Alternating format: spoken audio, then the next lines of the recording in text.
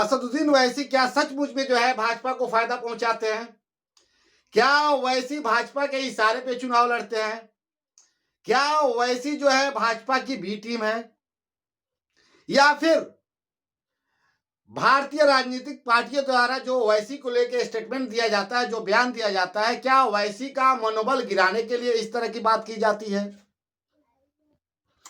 अभी भाजपा के नेता साक्षी महाराज जी क्या बोलते हैं कि ओवैसी की वजह से जो है बिहार में हमको फायदा पहुंचा और असदुद्दीन ओवैसी जो है बंगाल में हमको फिर से दोबारा जो है फायदा पहुंचाएंगे।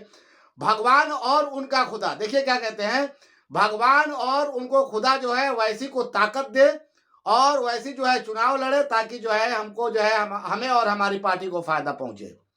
लेकिन ठीक इसके उलट भाजपा के केंद्रीय मंत्री मुख्तार अब्बास नकवी क्या कहते हैं कि असदुद्दीन ओवैसी जो है देश के लिए खतरा है।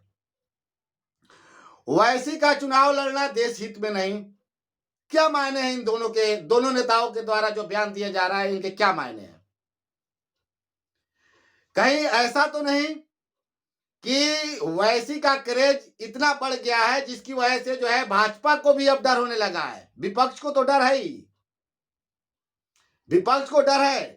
कहीं ऐसा तो नहीं कि भाजपा को भी डर होने लगा कि कहीं वैसी जो है हम पे भारी न पड़ जाए, जैसे पिछले हैदराबाद में जो है लोकल बॉडी चुनाव के अंदर हुआ था, जहां बड़े बड़े दिग्गज नेता गए थे भाजपा को चुनाव लड़वाने के लिए और जहां जहां बड़े नेता गए वहां पे जो है भाजपा हार गई। कहीं भाजपा के अंदर भी खौफ का माहौल तो नहीं? क्या है हकीकत?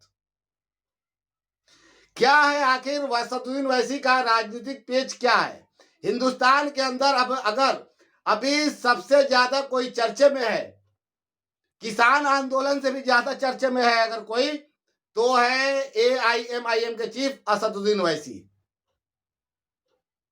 क्या हकीकत में बिहार के अंदर जो है ओवैसी की वजह से जो है भाजपा सत्ता में है? क्या असदुद्दीन ओवैसी जो है बंगाल में जो है भाजपा को फायदा पहुंचाएंगे? क्या षड्यंत्र है? कहीं ऐसा तो नहीं कि जिस तरह लोग एआईएम असदुद्दीन ओवैसी को जो है इस देश में जो है लोग उन पे भरोसा करने लगे हैं, ऐसा तो नहीं कि जिस तरह विपक्ष जो है ओवैसी की वजह से जो है नीचे की तरफ जा रहा है, कहीं भाजपा को भी डर तो नहीं हो गया? कहीं ऐसा ना है जो ओवैसी जो है आने वाले दिनों में जो है हम पे भारी पड़ जाए, इस तरह ऐसा स्टेटमेंट, ऐसा बयान दे दिया जाए जिससे जो है लोगों के अंदर और खास तौर से जो है मुस्लिम वोटरों के अंदर जो है कंफ्यूजन पैदा हो जाए और ओवैसी जो है फिर अपने आप को साबित करने में ही लग जाए कि नहीं, मैं भाजपा का बी टीम नहीं हूं। अजीब षड्यंत्र है, समझने की जरूरत है। लेकिन मेरे भाई इससे हटके अलग अगर आप देखिएगा तो असदुद्दीन ओवैसी इस हिंदुस्तान की राजनीति में एक उभरता हुआ चेहरा है और लोग उस पर जो है धीरे धीरे भरोसा कर रहे हैं। इस हिंदुस्तान की जनता को जो है ऐसा लगने लगा है कि अगर इस देश में अगर कोई सच्चा नेता है और देश का नेता है जो देश के लिए काम करता है, सबकी बात करता है, उसके अंदर न हिंदू न मुसलमान, वो सब सारे नागरिक की बात करता है, तो उसका नाम सिर्फ असदुद्दीन ओवैसी है। अभी सपा के प्रवक्ता अनुराग भदौरिया का बयान देखिए, वो क्या कहते हैं कि ओवैसी जो है भाजपा के इशारे पे जो है एक स्टेट से दूसरे स्टेट में जो है चुनाव लड़ने जाते हैं और उनके हवाई जहाज में जो तेल डाला जाता है वो किसके खर्चे से डाला जाता है? हमें ये नहीं मालूम कि ओवैसी के जहाज में तेल कौन डालता है, हमें ये नहीं मालूम कि ओवैसी दूसरे के इशारे पे चुनाव लड़ने जाते हैं या नहीं जाते हैं।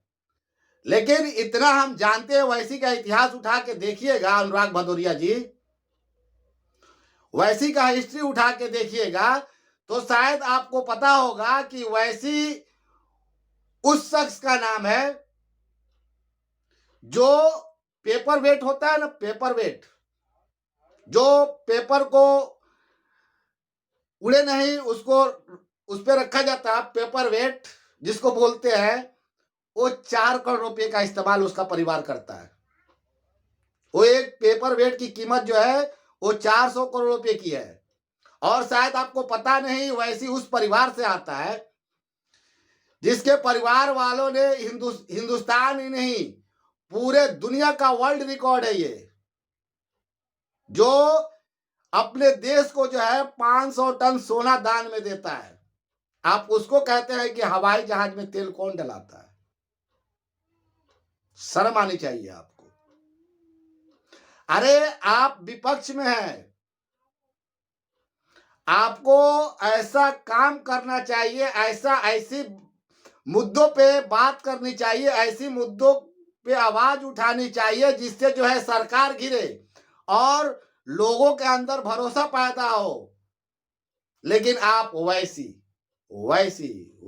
की वजह से आप चुनाव जीतते हैं या चुनाव हारते हैं। आपको अपने काम पे भरोसा नहीं।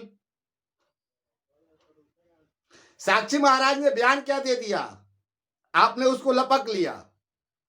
जैसे हड्डी देख के कुत्ता जो है लपक लेता है, वैसे ही आपने जो है साक्षी महाराज के जो है बयान को आपने लपक लिया और चाहते हैं कि जो इसको भुना लिया है। लेकिन आप जिस तरह साक्षी महाराज के बयान को लपके, नकवी के बयान को भी लपकना चाहिए था। नकवी ने क्या कहा? तो अब हिंदुस्तान की जनता इतनी बेवकूफ नहीं है। हिंदुस्तान की जनता को भी समझ में धीरे धीरे आने लगा है कि आखिर हमारा असली नेता, हमारा असली हीरो कौन है। आपकी बातों में अब इस देश की जनता आने वाली नहीं है, चाहे वो साक्षी महाराज की बात हो, चाहे वो अनुराग भदौरिया की बात हो, या मुख्तार अब्बास नकवी की बात हो, या बंगाल की दीदी ममता बनर्जी की बात हो। इन सब बातों पे अब जनता जो है आने वाली नहीं है। जनता अब साफ साफ देख रही है कि कौन इस देश के लिए बढ़िया है, उसी को जो है जनता अब अपना नेता मान रही है। तो दोस्तों आप बने रहिए वीडियो पे। वीडियो देखने के लिए थैंक यू।